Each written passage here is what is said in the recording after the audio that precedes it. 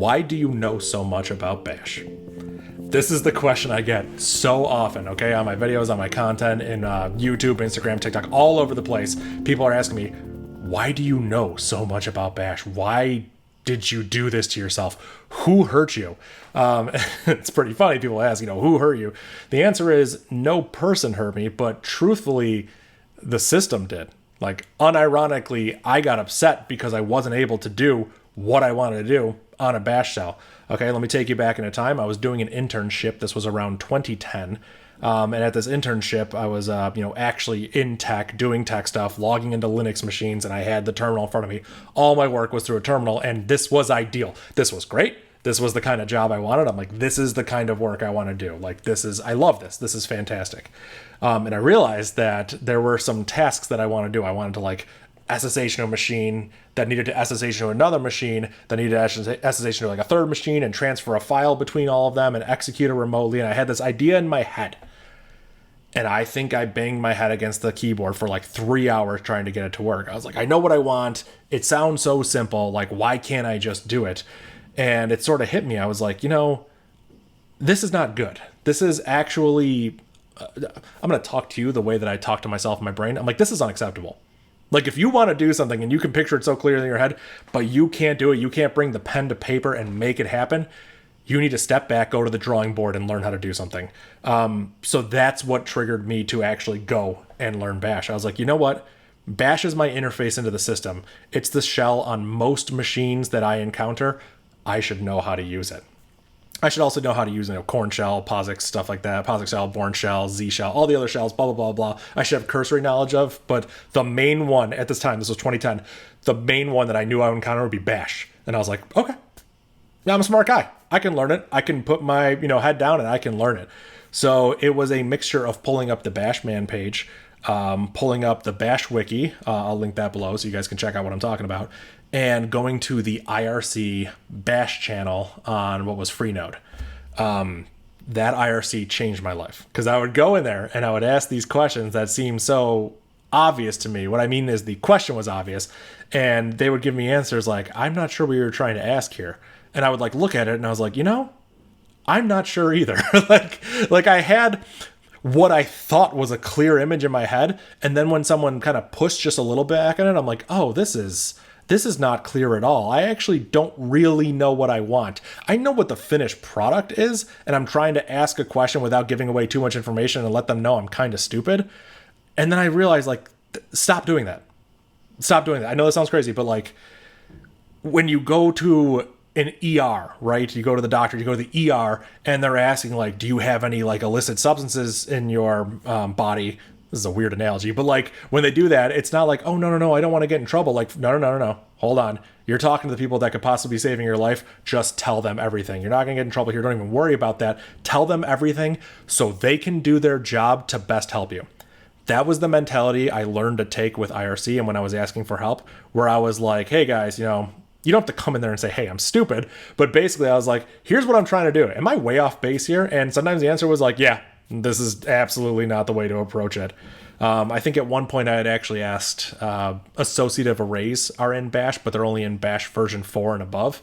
And I was like, oh, okay, so I should check the Bash version, because that's a variable in Bash, before I, make an associative array. And they were like, no, don't do that.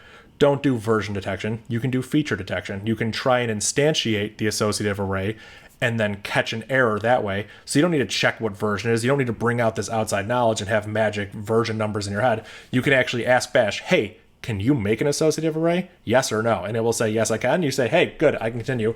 Or it'll say, no, that's an error. I don't understand what that option is to that, command, declare -A. And you can go, oh, okay, cool. Then I can't create an associative array. Either I need to come up with some other solution, or I just can't run, if I'm writing a script or something. But yeah, so that's why I decided to learn this. I was like, if I'm going to be doing this, if this is going to be my daily job, if this is going to be the thing I do for fun, it's also my hobby. I love managing systems. I love sysadmin work, systems engineering. I think it's all so fun. If I'm going to be doing this, I better know how to do it, and I better be good at it. The shell is my interface to the system, and I should really, really, really know how to use it. So yeah, dove head first, asked a ton of really stupid questions, and just learned. And I just never stopped learning because I just wanted to know. Like, there'd be times where I'd be throwing random quotes at things. I wouldn't know how to put a dollar sign. I was like, hey, how am I supposed to use eval in this situation? You go ask that question, and they were like, hey, you're not supposed to. Like, there are way better ways of doing what you're trying to do. Step back, reevaluate the process, and go towards your goal. Don't worry about finding a solution for the thing you convinced yourself is right.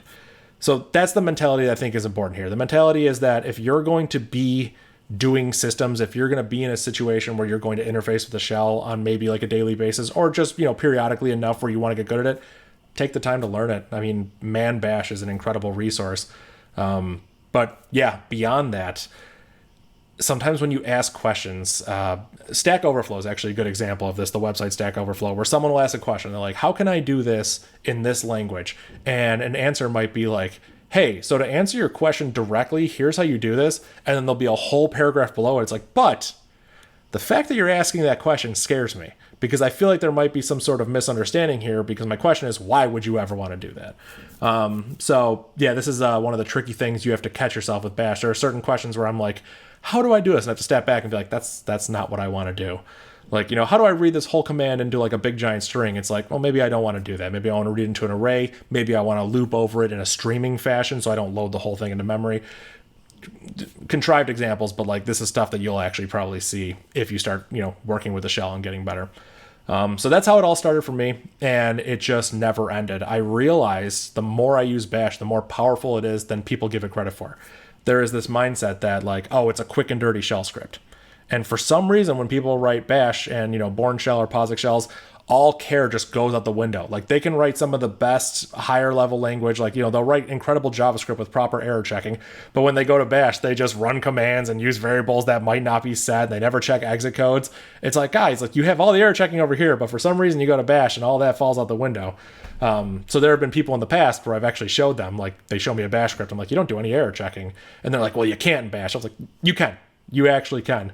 So what I've done, what I found effective, is I will show them a C example. I will write C code without any error checking or bounds checking, show it to them, and they will have like a visceral reaction. Like, okay, you're not checking this, you're using strcmp here. Like, this is not how you should do it. I'm like, that is how I react when you show me your Bash scripts. Like, I'm sorry I had to scare you like that.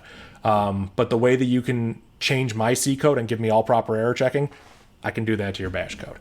And I think like everyone should be able to do that. And when I say should, I don't mean this is like a moral imperative. I mean, if you're going to be interfacing with the shell, you should take the time to learn this because it will help you out just on a day-to-day basis. I understand there's a ton of technology out there. There's a ton of different like layers of the stack that you could be working in, and maybe you just don't touch the shell enough to warrant it. And hey, that's totally fine. We have a limited amount of time on this planet. Like, I totally get it. You don't have to. But if you're interested in diving deep, that's what we do here. All right. This is what I like to do. I like to dive deep into very specific things and show you guys, really quickly, cool things you can do with the shell. And yeah. So yeah, if you found this useful, please like and subscribe. I feel weird asking for this, but honestly, YouTube has been one of the hardest things to grow. Instagram's been popping off, TikTok's been popping off, and I want to do more YouTube content like this. And let me know what you think of this format. I know it's not my normal style format, but some people have just asked me questions, and I feel like I should give decent answers and actually expand on some things. So if you want more yapping content like this, just let me know. All right, see ya.